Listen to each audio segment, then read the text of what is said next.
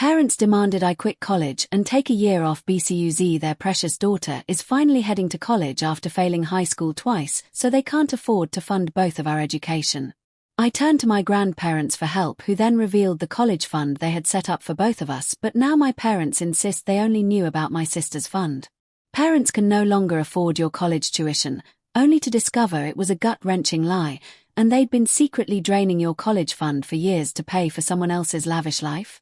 Because that's exactly what happened to me, and the twisted truth almost made me lose everything. My younger sister, Vivi, has always been a handful. She just graduated high school, but trust me, it was anything but a straightforward journey. This was her third attempt. School was never her thing. She struggled academically, couldn't focus, and honestly, just didn't care. For a while, she'd used dyslexia as an excuse, but after multiple tests ruled it out, she just acted out. Big time. We're talking countless times she was caught smoking weed with older kids, skipping classes for parties, causing teachers to call our parents constantly. My parents were at their wits' end. Talking to her didn't work. Grounding her. Forget it. Vivi would sneak out in the dead of night to meet friends, or even random guys she met online. And this is where things really started to twist. Instead of holding Vivi accountable, my parents turned their frustration on me. They'd blame me for not being a good older sister, saying it was my job to guide her. I did care, I really did. But Vivi never listened. Anytime I tried to talk her out of something reckless, she'd get defensive, explode, and shut me down. After a while, I just stopped trying. It was easier to keep the peace, even though deep down, I knew I wasn't helping her make better choices. I just couldn't fight that battle anymore. Then, one early morning, chaos erupted. My mom, in her usual routine, went to check on us. But Vivi's room was empty.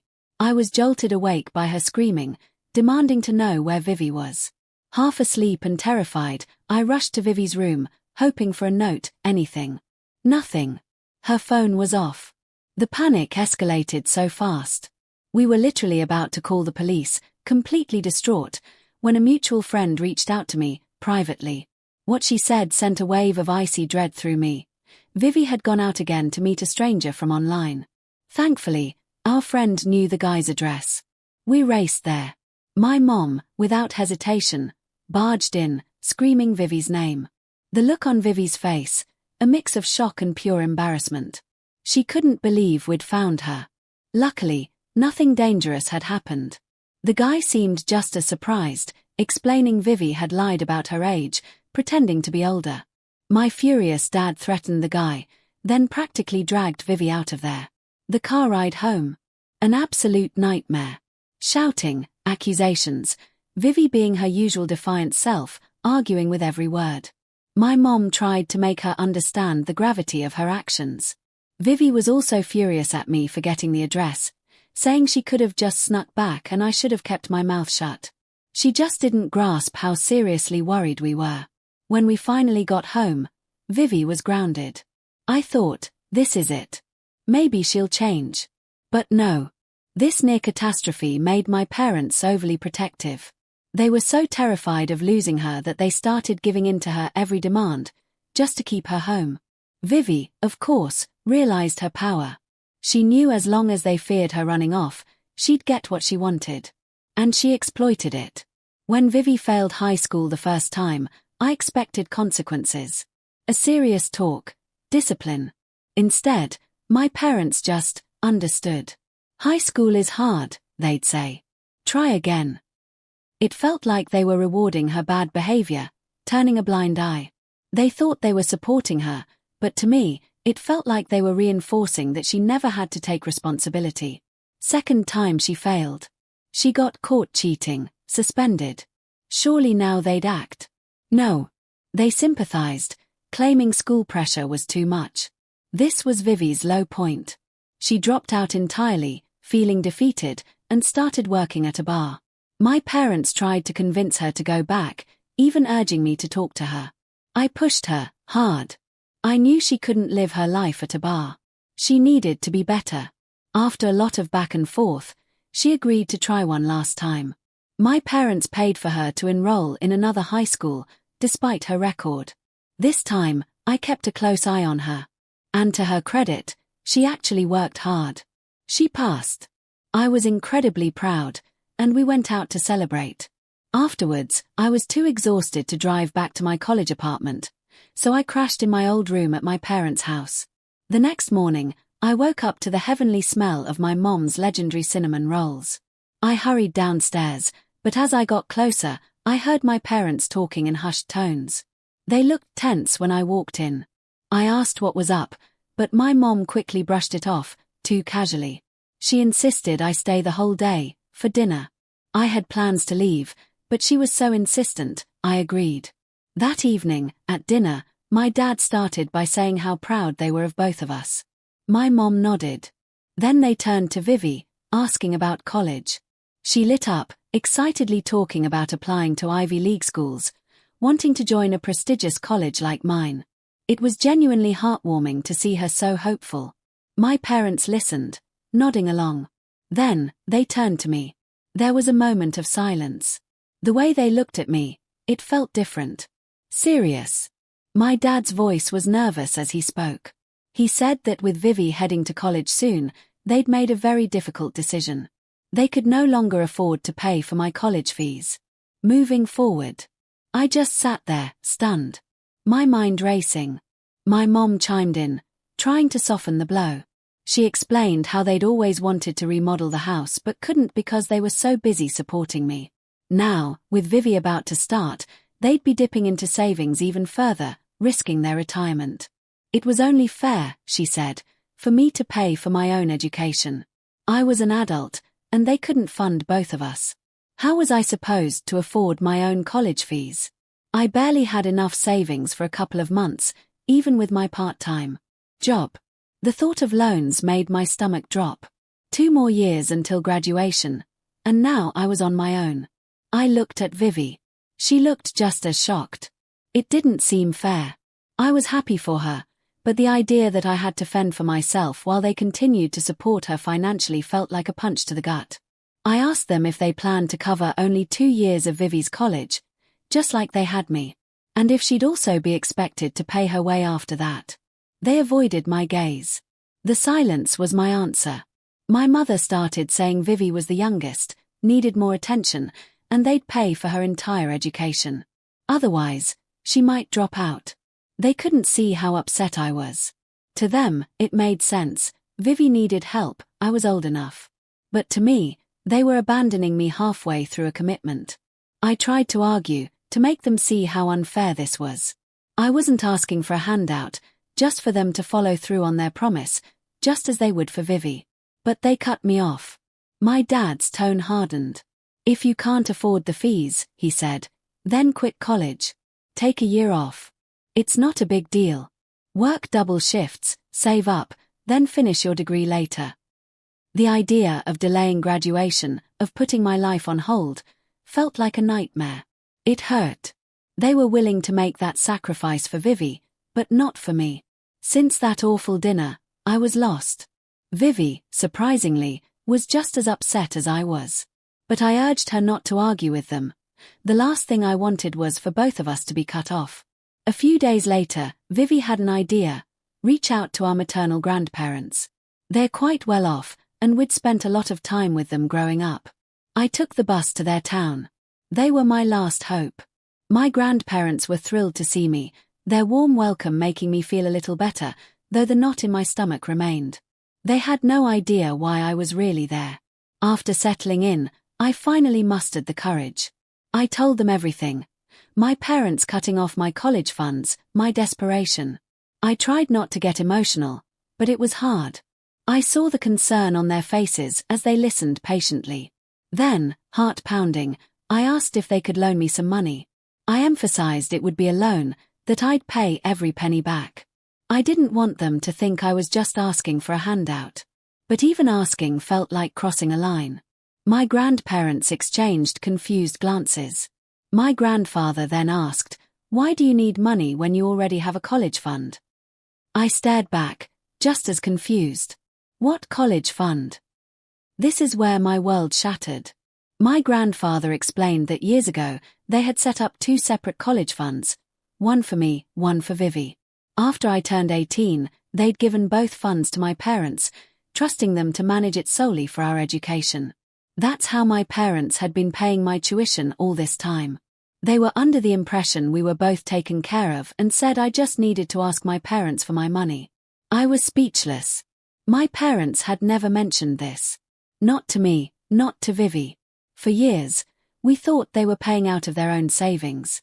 My mind raced. Why hadn't they told us? Where was the money? What were they using it for? All this time, they'd let me believe I'd have to take out loans or drop out, when they had a fund that could cover everything. The betrayal burned. Right there, in my grandparents' house, I called my mother, putting her on speaker so they could hear everything. I asked directly about my college fund. There was a pause. She was caught off guard, scrambling. "Who put such wrong ideas in your head?" she demanded. I told her. My grandparents. Her tone changed. She got furious I'd gone to them behind her back. She tried to explain, "The money wasn't specifically a college fund for you, it was for the whole family." But before she could continue, my grandfather, who had been listening quietly, spoke up. He firmly reminded her that when he gave them that money, he was crystal clear. It was specifically for mine and Vivi's college education, not some general family fund. He asked her, sternly, where she was planning on using my money for my remaining 2 years if not on my college expenses. My mother fell silent. She didn't know how to respond. She said she'd need to talk to my dad, as he handled the finances. Her flustered, evasive response only fueled my suspicion. It was like she'd been caught in a lie. Later, she texted me, raging that I had no right to meet my grandparents behind her back, accusing me of being a jerk for letting them overhear, for trying to find out what happened to my college fund. As many of you suggested, my grandparents and I did confront my parents directly. When we arrived, my grandfather didn't waste a second. He immediately demanded answers about the college fund. He asked why they were refusing to pay for my college when the money was a gift from him. My father tried to waffle, claiming the money just wasn't enough. But my grandfather came prepared. He pulled out a stack of financial statements, showing exactly how much money he'd saved over the years for my education and given to them. It was a lot. More than enough for all 4 years, and then some. I couldn't hold back my frustration any longer. I confronted them. "Why didn't you ever tell me about this fund? Do you know how stressed I've been?" That's when my mom finally broke down. With clear guilt, she confessed. Over the years, they had slowly, quietly, dipped into my college fund. First, a significant portion went towards Vivi. All those times she failed high school, and they paid for private schools or expensive tutors. They used my college fund. I'd always assumed they were dipping into their savings, making sacrifices. But it was my future they were draining to prop her up. My mom also confessed they'd used the money for several vacations they'd taken. Vivi's new phone, her new car, yes, the one she's driving around now, all bought with my college fund. As a result, along with the 2 years of my college they did pay, my fund was completely, utterly exhausted. Vivi's, however, remained untouched. I pointed out that it only seemed fair then if they paid for my remaining semesters using her fund, since they'd used my money on her for years. At this point, my dad chimed in, trying to dissuade me. He called me his more mature kid, the unproblematic child who always figured things out. He urged me not to touch Vivi's fund, saying if I did, she might struggle. He said Vivi always needed more help than I did, and as her big sister, I shouldn't be asking for her money. He expected me to understand, to agree to sacrifice my future for hers. The implication was clear. My parents believed my sacrifices were justified because I was strong enough to handle their consequences, while Vivi wasn't. Hearing their words was like a physical punch. My grandparents were absolutely furious. My grandmother outright stated she'd fully support me if I wanted to sue my parents for misusing the fund. What they'd done wasn't just morally wrong, she said, it was legally questionable.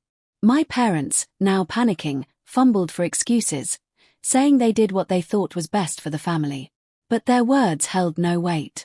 My grandfather had heard enough. He cut them off, reminding them that 2 years ago, he had generously gifted them the family house.